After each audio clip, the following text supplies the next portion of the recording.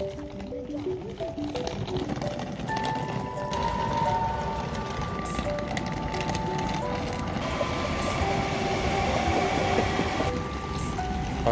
علیکم ورحمۃ اللہ وبرکاتہ۔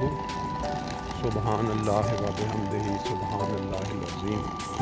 اللہم صلی علی محمد وعلی آل محمد کما صلیت علی ابراہیم وعلی آل ابراہیم انک حمید مجید۔ دوستو، دنیا کے کسی بھی ملک میں آپ بس رہے ہوں تو یہ زندگی کی جو صبح کے وقت کی چہل پہل ہوتی ہے، جس کے نظارے بچوں کے اسکول سے شروع ہوتے ہیں اور پھر اس کے بعد ورک پہ جانا اور لوگوں کا ایک جگہ سے دوسری جگہ موو ہونا، یہ صبح کے وقت آپ دیکھیں سورج نکلنے کا آغاز ہے۔ کچھ دیر پہلے سورج نکل چکا، کوئی گرمی نہیں ہے، اس کے جو درختوں کے سائے ہیں کتنے لمبے ہیں۔ آج صبح کی ان چہل پہل کے نظاروں کے ساتھ آپ کے ساتھ ایک چھوٹا سا مضمون کہہ لیں یا چند الفاظ شیئر کروں گا جو میں نے کم از کم جب پڑھے تو اس کا بڑا ایک گہرا اثر ہوا۔ یہ نظارے جو زندگی کے ہیں، اسکول کی طرف بچوں کا رواں ہونا ماں باپ کے ساتھ، یہ ہر انسان نے اپنی زندگی میں ان کو کیا کہتے ہیں مشاہدہ کیا ہوا ہے۔ فرینکفرٹ کا جو ایریا ہے، ایک کنارہ ایکنہائم، ایشرسہائم، پروئنگسہائم، اس کے قریب ہی امریکن کونسلیٹ بھی ہے۔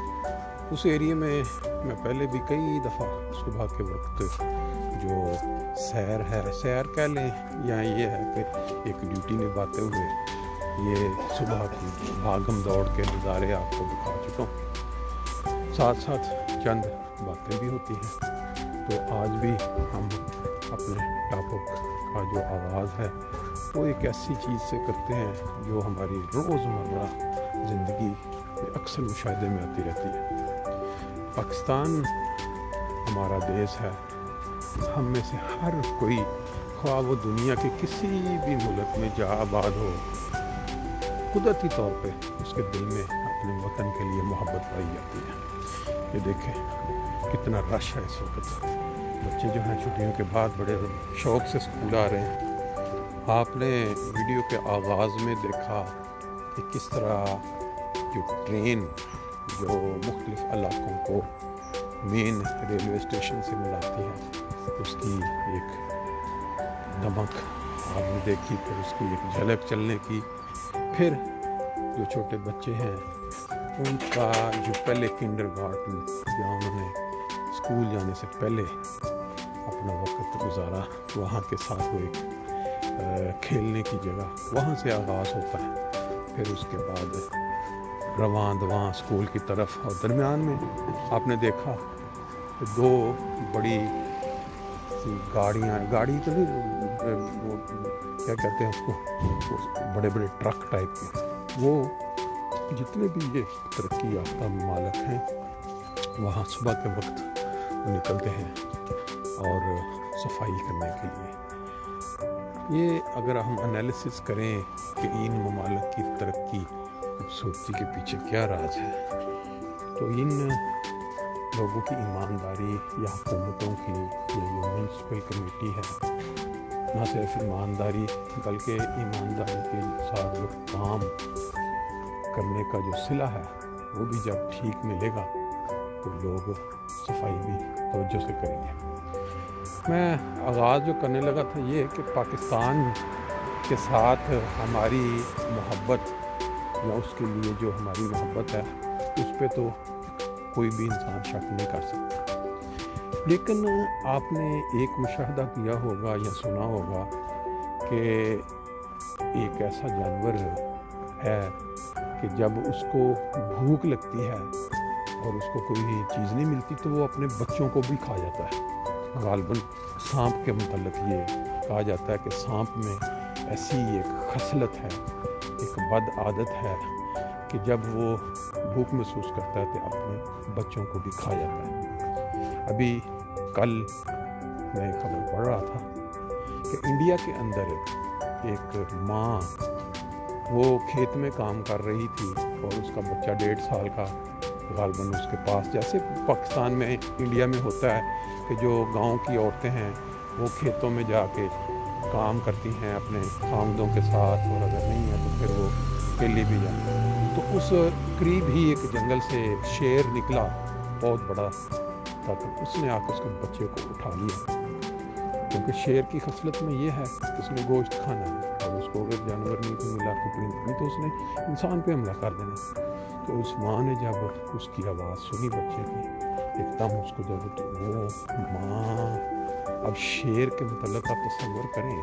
پنجروں کے اندر بند شیر چڑیا گھر میں جب آپ دیکھتے ہیں تو اس کی دھاڑ سے بندہ ایک دفعہ دہل جاتا ہے، پچھڑ جاتا ہے۔ تو اس ماں کا جذبہ دیکھیں اپنے بچے کے لیے کہ اس نے اپنا جب بچے کو شیر کے منہ میں دیکھا تو اس نے شیر پہ حملہ کر دیا ماں نے، یعنی وہ ماں انسان نہیں رہی بلکہ وہ شیرنی بن گئی اپنے بچے کو بچانے کے لیے۔ پھر جب اس نے شیر نے دیکھا یہ میرے پہ حملہ آور ہوئی ہے، اس نے بچے کو چھوڑ دیا اور اس ماں پہ حملہ کیا۔ اب اس کے جو پنجے ہوتے ہیں آپ کو پتہ ہے کافی گہرے ناخن ہوتے ہیں، بہرحال وہ اسی دھینگا مشتی میں شور ہوا، جو لوگ تھے قریب کے وہ بھاگے لے کے کلاڑیاں، یہ وہ شیر نے کوشش کی ان پہ بھی حملہ کرے، لیکن کیونکہ تعداد میں لوگ زیادہ تھے تو وہ پھر واپس جنگل میں بھاگ گیا۔ اب وہ عورت جو ہے وہ شدید زخمی، اس کو اس علاقے میں وہ میسر نہیں تھی سہولت علاج، اس کو وہاں سے 150 کلومیٹر دور کسی ہاسپٹل میں زیر علاج، بچہ جو ہے اس کو کم زخم آیا۔ بات کرنے کا مقصد کیا تھا کہ انسان جب تکلیف میں دیکھتا ہے اپنے بچے کو تو وہ اپنی جان کی پرواہ کیے بغیر اس کو بچانے کے لیے حملہ آور ہو جاتا ہے، خواہ آگے شیر ہی ہو۔ لیکن سانپ جب تکلیف میں آتا ہے بھوک کی وجہ سے اپنے بچے کھا لیتا ہے۔ یہ ایک مخلوق ایسی بھی ہے بدقسمتی سے ہمارے دیس میں، ہمارے ملک میں، کہ جب ان کو مذہبی منافرت کی بھوک لگتی ہے، یعنی کہ مذہب ان کے دماغوں میں، ان کے خیالوں میں ایک ایسی چیز ہے کہ اس کو کیش کرنے کے لیے، اس سے فائدہ اٹھانے کے لیے اس کو یہی کہتے ہیں مذہبی منافرت، یعنی کہ دو مختلف لوگوں کی جو مذہب ہیں، جو عقائد ہیں، ان کو ہوا بنا کے لڑایا جائے لوگوں کو۔ ان کو جب مذہبی منافرت کی بھوک لگتی ہے تو وہ نہ صرف یہ کہ اپنی مذہب کا بنیادی کلید یعنی جس پہ سارا مذہب قائم ہے اسی کو کھانا شروع کر دیتے ہیں۔ اس کی مثال آپ دیکھ لیں کہ جیسے مختلف مکاتب فکر کے جو لیڈر ہیں اسلامی، یہ جو مولویان، وہ جب لڑوانا چاہتے ہیں آپس میں لوگوں کو تو کیسے الزامات نکال کے لاتے ہیں، اور اس کو مذہبی منافرت کہا جاتا ہے۔ اب اس میں مسجدوں کی بھی وہ کیا کہتے ہیں کہ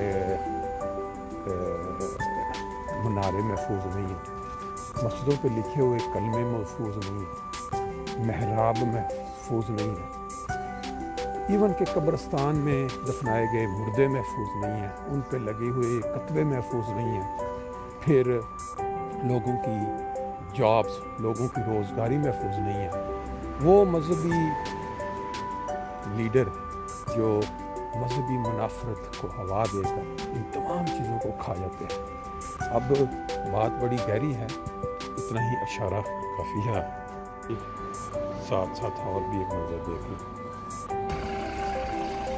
لے جی، ابھی چلتے چلتے بات ہو رہی تھی اس مخلوق کی جو مذہبی منافرت میں اپنی جو بنیادی کلید ہے اسی کو کھا جاتی ہے۔ آپ کو پتہ ہے رسول پاک صلی اللہ علیہ وسلم نے 1500 سال قبل یہ خبر دی تھی کہ میری امت میں ایک وقت آئے گا کہ جو علماء سوء،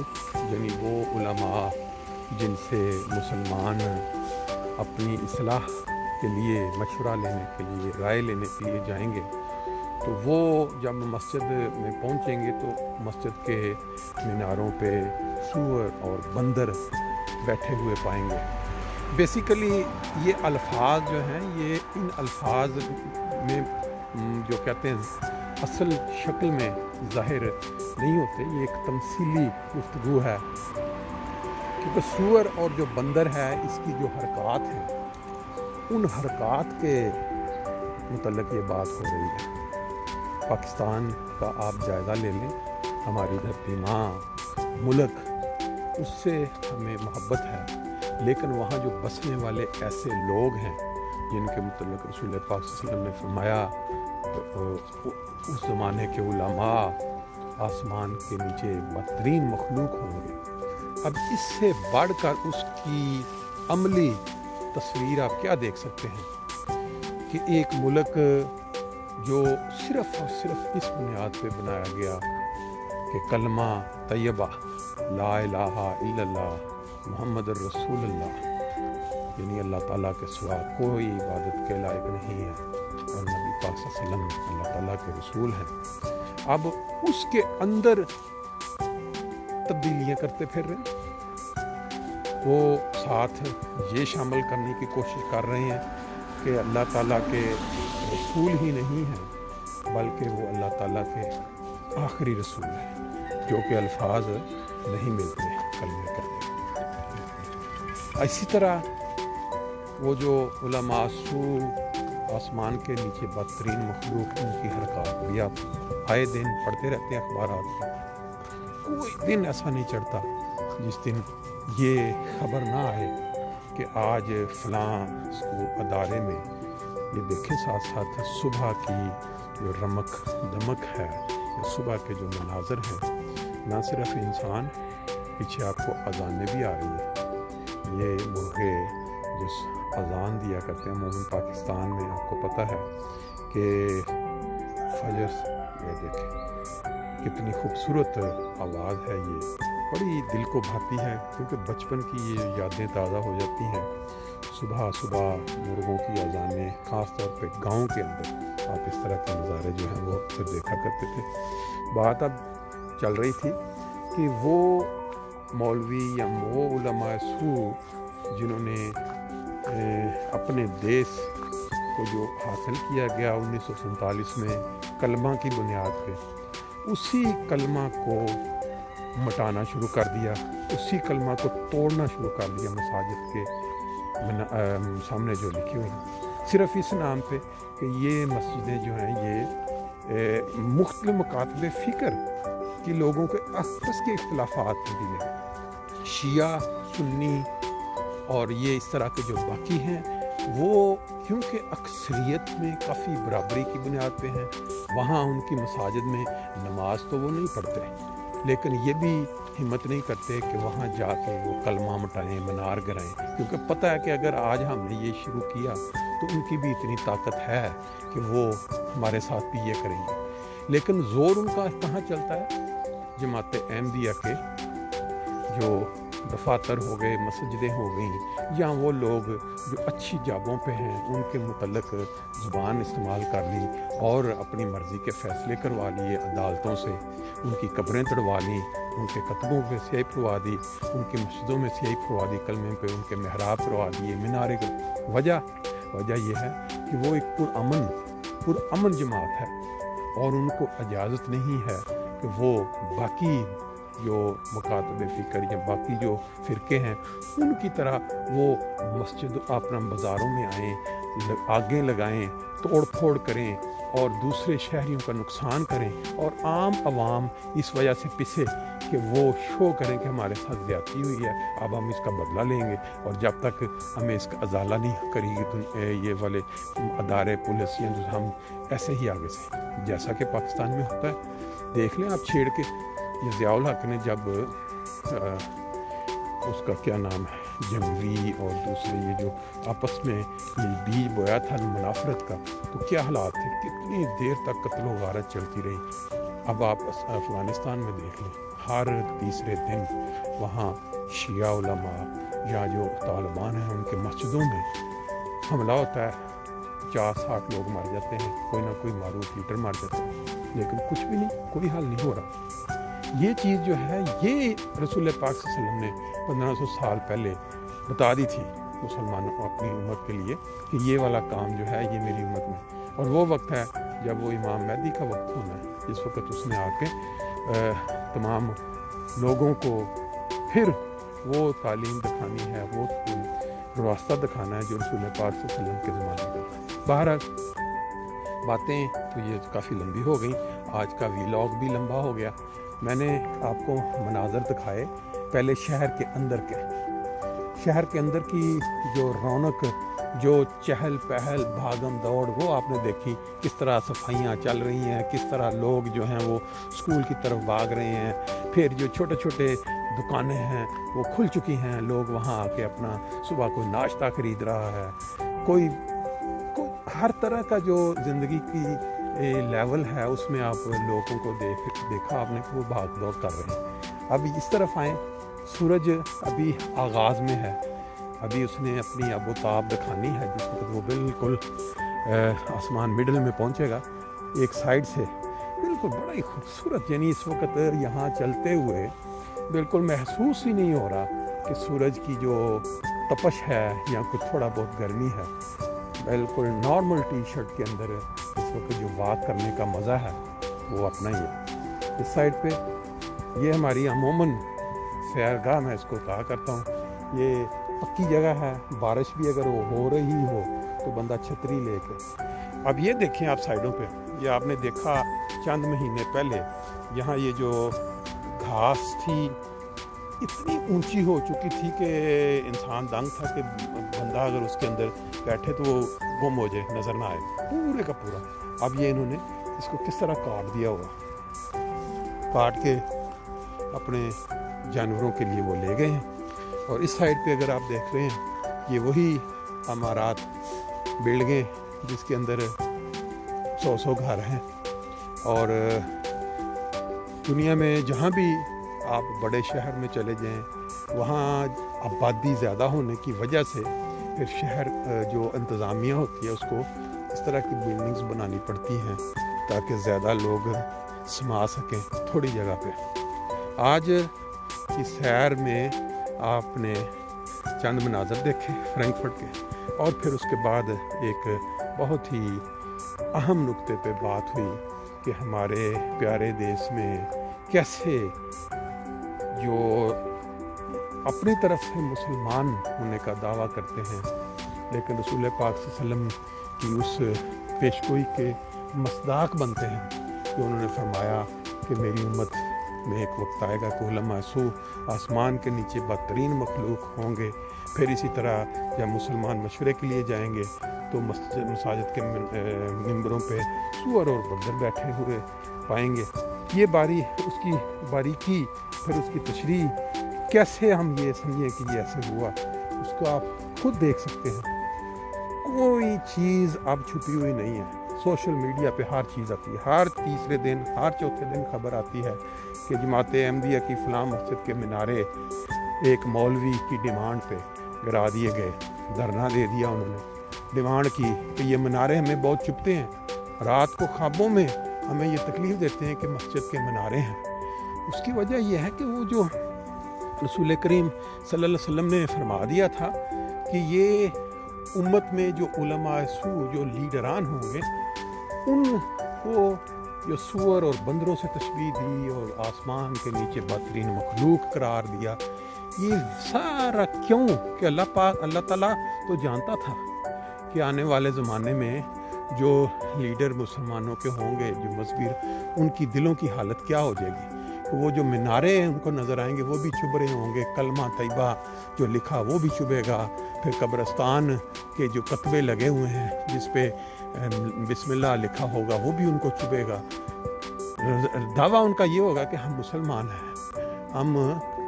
رسول کریم صلی اللہ علیہ وسلم کی محبت میں یہ کر رہے ہیں، لیکن عمل ان کا یہ بتائے گا کہ واقعی وہ بدترین مخلوق ہیں اور وہ دوسرے الفاظ پورے ہوتے ہیں۔ انشاءاللہ تعالی باقی پھر نیکسٹ ٹائم۔